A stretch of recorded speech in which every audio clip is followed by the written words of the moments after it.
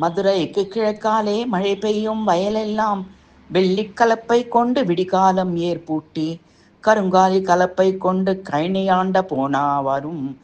நாற்றங்கால் வெட்டி வைத்து நுபுரகங்கை தீர்த்தம் விட்டு அழகர் மலை நெல்லெடுத்து அள்ளி விதை பரவி முத்து நெல் முளைத்துவர முளைப்பயிரை கண்டுவர பவளக்குடை பிடித்து பயிர் பார்க்க போகையிலே அலங்காநல்லூர் காலையொன்னு அழகு பயிர் மேய்ந்ததுன்னு கல்லழகன் வில்லெடுத்து காலை மேல் விட்டெறிய கதிரெல்லாம் அசைந்தனவே கல்லழகர் வருகையிலே. செஞ்சாலி நெல் விளையும் செங்காத்து பூமியிலே செம்போத்தும் வட்டமிடும் சரஞ்சரமாய் இடையெடுக்க கொத்தாக நெல் விளைந்து கோட்டைப்படி வாசல் வர கட்டெடுத்து தானிடித்தார் கதிர்மணிகள் நெல் உதிர. திண்ணையிலே வந்துதித்த தித்திக்கும் நெல்மணிகள் கொப்பரையில் வேக வைத்து கொண்டுட்டால் அரிசியதை மண்ணடுப்பு மொழிகி வைத்து மலரான குவலமிட்டு பானை கழுவி நல்ல பாங்காக அடுப்பெரிக்க தங்க நெருப்பெடுத்து தனி நெருப்பு உண்டு பண்ணி பொன் போல் நெருப்பு வர பொன் போலே ஊதிவிட்டாள்.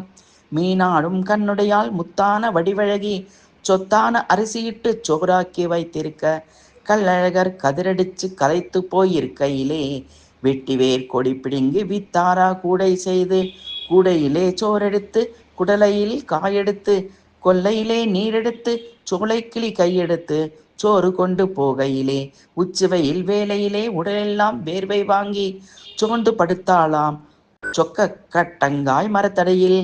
தமக்கை அவள் சோர்வு கண்டு தவிச்சிவந்தார் கல்லழகர் மலர் மங்கை தவிக்கையிலே மழை போலே தான் அழுதார். வடக்கத்தி சீமையெல்லாம் வாழ்வரசி தங்கை என்றார், தெக்கத்தி சீமையெல்லாம் தங்கச்சி மீனாளுக்காம். சொக்கநாதர் கைப்பிடிக்க சீமையிலே உள்ளதெல்லாம் சீராகா தான் அளித்தார் ஸ்ரீரங்கம் கல்லழகர். மீனாட்சி தங்கச்சிக்கு மதுரையிலே பாதி விட்டார், தோகமையில் தங்கச்சிக்கு தல்லா குளம் விட்டார். தங்கச்சி மீனாளுக்கு தலையிலே பாதிவிட்டார், தங்கம் நல்ல வெட்டி வந்து தேரொன்று தான் நிறுத்தி வெள்ளி வளை பூட்டி வண்ணத் தண்டிகையில் கல்லழகர் அனுப்பி வைச்சார். கோன்கூடல் மதுரையிலே சொக்கலிங்கம் பக்கத்திலே சுகமாக வாழ்ந்திருக்க.